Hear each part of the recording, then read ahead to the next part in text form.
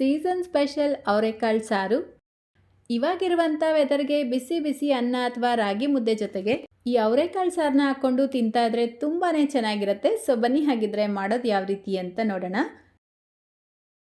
ಮೊದಲಿಗೆ ನಾನಿಲ್ಲಿ 1/4 kg ಅವರೆಕಾಳನ್ನ ತೊಗೊಂಡಿದ್ದೀನಿ. ಇದರ ಜೊತೆಗೇನೆ ಬದನೆಕಾಯಿ ಮತ್ತು ಆಲೂಗಡ್ಡೆನ ಕಟ್ ಮಾಡಿ ನೀರಲ್ಲಿ ಹಾಕಿಟ್ಕೊಂಡಿದ್ದೀನಿ. ನೆಕ್ಸ್ಟ್ ಈಗ ಗ್ಯಾಸ್ ಸ್ಟವ್ ಮೇಲೆ ಒಂದು ಕುಕ್ಕರ್ ಇಟ್ಕೊಂಡು 1 ಟೀ ಸ್ಪೂನ್ ಎಣ್ಣೆ ಸೇರಿಸ್ಬಿಟ್ಟು ಮೀಡಿಯಂ ಸೈಜ್ದು 1 ಈರುಳ್ಳಿ 1 ಗಡ್ಡೆ ಬೆಳ್ಳುಳ್ಳಿ ಸೇರಿಸ್ಕೊಂಡು ಫ್ರೈ ಮಾಡ್ಕೊಳ್ಳಿ. ಇದರ ಜೊತೆಗೇನೆ ಒಂದು ಅರ್ಧ ಟೀ ಸ್ಪೂನ್ ಕಾಳು ಮೆಣಸು, 1 ಪೀಸ್ ಚಕ್ಕೆ, 4 ಲವಂಗ ಸೇರಿಸ್ಕೊಂಡಿದ್ದೀನಿ. ನೋಡಿ, 1-2 ನಿಮಿಷ ಫ್ರೈ ಮಾಡಿಕೊಂಡು ಈಗ ಇದಕ್ಕೆ 1/4 ಕಪ್ಪಷ್ಟು ಫ್ರೆಶ್ ಆಗಿರುವಂಥ ತೆಂಗಿನಕಾಯಿನ ಸೇರಿಸ್ಕೊಳ್ತಾ ಇದ್ದೀನಿ. ಇದರ ಜೊತೆಗೇನೆ 1 ಹಿಡಿ ಕೊತ್ತಂಬರಿ ಸೊಪ್ಪು, ಮೀಡಿಯಂ ಸೈಜ್ದು 1 ಟೊಮೆಟೊ ಸೇರಿಸ್ಕೊಂಡು ಮಿಕ್ಸ್ ಮಾಡ್ಕೊಳ್ಳಿ. ಈಗ 1ರಿಂದ 1.5 ಟೀ ಸ್ಪೂನ್ ಸಾಂಬಾರು ಪುಡಿ, 1/4 ಟೀ ಸ್ಪೂನ್ ಅರಿಶಿನ ಸೇರಿಸ್ಕೊಂಡು ಜಸ್ಟ್ ಈ ರೀತಿ ಮಿಕ್ಸ್ ಮಾಡಿಬಿಟ್ಟು ಗ್ಯಾಸ್ ಫ್ಲೇಮ್ನ ಆಫ್ ಮಾಡ್ಕೊಳ್ಳಿ. ನಾನಿಲ್ಲಿ ಮನೇಲೇ ಮಾಡಿರುವಂಥ ಸಾಂಬಾರು ಪುಡಿನ ಉಪಯೋಗಿಸಿರೋದು. ಸಾಂಬಾರು ಪುಡಿ ರೆಸಿಪಿ ಲಿಂಕ್ ಬೇಕಿದ್ದರೆ ಡಿಸ್ಕ್ರಿಪ್ಷನ್ ಬಾಕ್ಸಲ್ಲಿ ಕೊಟ್ಟಿರ್ತೀನಿ, ಚೆಕ್ ಮಾಡ್ಕೊಳ್ಬೋದು.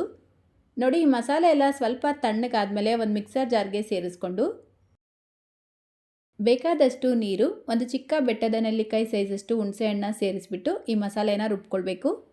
ನೋಡಿ, ಈ ರೀತಿ ನುಣ್ಣಗೆ ರುಬ್ಕೊಂಡು ಸೈಡಿಗೆ ತೆಗೆದಿಟ್ಕೊಳ್ಳಿ.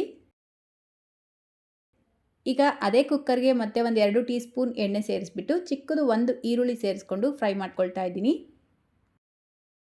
ಇದಕ್ಕೇನೆ ಅವರೆಕಾಳು, ಆಲೂಗಡ್ಡೆ, ಬದನೆಕಾಯಿ, ರುಚಿಗೆ ತಕ್ಕಷ್ಟು ಉಪ್ಪು ಸೇರಿಸ್ಬಿಟ್ಟು ಫ್ರೈ ಮಾಡ್ಕೊಳ್ಳಿ. 1-2 ನಿಮಿಷ ಫ್ರೈ ಮಾಡಿಕೊಂಡು ಮೀಡಿಯಂ ಸೈಜ್ದು 1 ಟೊಮೆಟೊನ ಸೇರಿಸ್ಬಿಟ್ಟು ಮಿಕ್ಸ್ ಮಾಡಿಕೊಂಡು ರುಬ್ಬಿಟ್ಕೊಂಡಿರುವಂಥ ಮಸಾಲೆ ಪೇಸ್ಟು ಮತ್ತು 1 ಕಪ್ ನೀರು ಸೇರಿಸ್ಕೊಂಡು ಮಿಕ್ಸ್ ಮಾಡ್ಕೊಳ್ಬೇಕು. ಸಾರು ಕನ್ಸಿಸ್ಟೆನ್ಸಿ ನೋಡಿಕೊಂಡು ನೀರು ಜಾಸ್ತಿ ಅಥವಾ ಕಡಿಮೆ ಸೇರಿಸ್ಕೊಳ್ಬೋದು. ನೋಡಿ, ಮಸಾಲೆ ಈ ರೀತಿ ಕುದಿಯೋಕ್ಕೆ ಸ್ಟಾರ್ಟ್ ಆಗಿದ ತಕ್ಷಣ ಲಿಡ್ನ ಕ್ಲೋಸ್ ಮಾಡಿ ಹೈ ಫ್ಲೇಮಲ್ಲೇ 3 ವಿಷಲ್ ಕೂಗಿಸ್ಕೊಳ್ಬೇಕು. ನೋಡಿ, 3 ವಿಷಲ್ ಕೂಗಿಸ್ಕೊಂಡು ಪ್ರೆಷರ್ ರಿಲೀಸ್ ಆಗಿದ ತಕ್ಷಣ ಲಿಡ್ ಓಪನ್ ಮಾಡ್ಕೊಳ್ಬೇಕು. ನಾವು ಸೇರಿಸ್ಕೊಂಡಿರುವಂಥ ಕಾಳು ಬೆಂದಿರುತ್ತೆ. ಇದನ್ನು ಈಗ ಸೈಡಿಗೆ ತೆಗೆದಿಟ್ಕೊಂಡು ಗ್ಯಾಸ್ ಸ್ಟವ್ ಮೇಲೆ ಮತ್ತೊಂದು ಪಾತ್ರೆ ಇಟ್ಬಿಟ್ಟು 2 ಟೀ ಸ್ಪೂನ್ ಎಣ್ಣೆ ಸೇರಿಸ್ಕೊಳ್ಳಿ.